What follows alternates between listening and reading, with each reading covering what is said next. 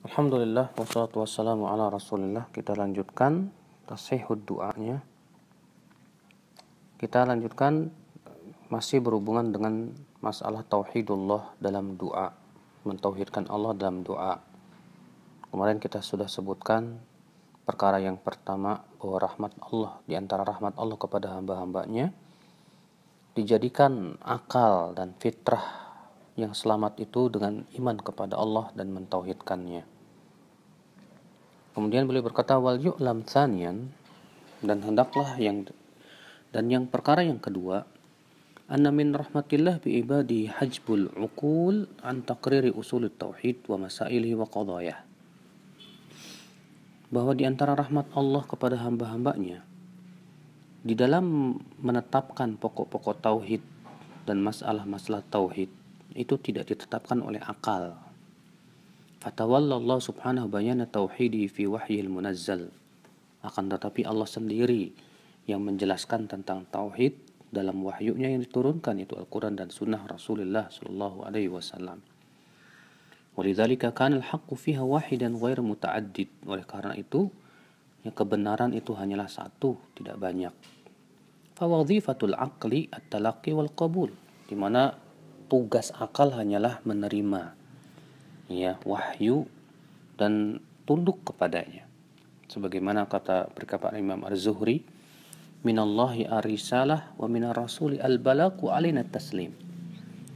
Risalah berasal dari Allah. Kewajiban Rasul menyampaikan dan kewajiban kita adalah untuk menerima dengan sebenar-benar penerimaannya. Walihada fa innahu la yajuzu taqlidu fit tauhid wa risalah wa usuluddin.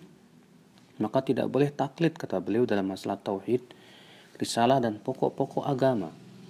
Wa inna fardan ala kulli mukallaf an ya'rifa at-tauhid bidalilihi. Dan bahwasanya wajib atas setiap mukallaf mengenal tauhid dengan dalil-dalilnya. Lianna adillatahu zahiratun la yakhtassu bi ma'rifatiha al-ulama. Karena dalil-dalil tentang tauhid itu sangat jelas dan tegas. Sehingga bukan hanya ulama yang faham, tapi juga semuanya akan faham. Wa man balagha hikmat Allah Ta'ala fi dzalika alla yakuna at-tauhid majalan lin-niza' wal ikhtilaf wat takhasum. Maka wa min balighi hikmatillah, di antara hikmah Allah yang sangat besar, bahwa dalam masalah tauhid tidak dibenarkan untuk menjadi tempat perselisihan.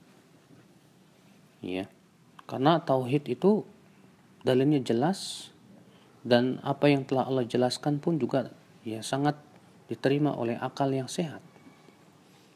Maka dari itu kalau diserahkan itu kepada akal dan dibiarkan terjadi perselisihan dalam masalah tauhid, akan hancur agama ini. Karena tauhid artinya mentauhidkan Allah subhanahu wa ta'ala. Tidak ada ilah yang berhak disembah kecuali Allah subhanahu wa ta'ala. Maka dia hanya ditetapkan oleh wahyu saja. Idil uqulu mutafawitatun wal afkaru mutabayinatun. Karena kalau ditetapkan akal, akal berbeda-beda. Pikiran manusia pun juga berbeda-beda. Walau kana kadzalik lamma kanat lil muslimina aqidah yarkanuna ilayya. Sebab kalau akidah itu ditetapkan oleh akal, tentu kaum muslimin tidak mempunyai kaidah yang kokoh, pasti akan berubah-ubah terus. Oleh karena itu Syekhul Islam Taimiyah seringkali berkata, amal i'tiqadu, adapun masalah akidah, fala yu'khadhu anni wala an man huwa akbar minni. Maka tidak boleh diambil dari aku, tidak pula dari orang yang lebih berilmu dariku. Bal yu'khadh anillah, tapi masalah tauhid langsung diambil dari Allah. Wa an rasulihi, dan dari Rasulullah SAW. Wa an ma ajma'a alaihi salaful ummah, dan dari apa yang telah disepakati oleh salafus saleh. Jadi masalah tauhid itu tidak dibenarkan, kata beliau, hanya sebatas taklid, tapi harus tahu dalilnya apa. Karena untuk menetapkan tauhid tidak diserahkan kepada akal dan pendapat manusia, tapi ditetapkan oleh wahyu langsung dari Allah subhanahu wa ta'ala. Wallahu a'lam.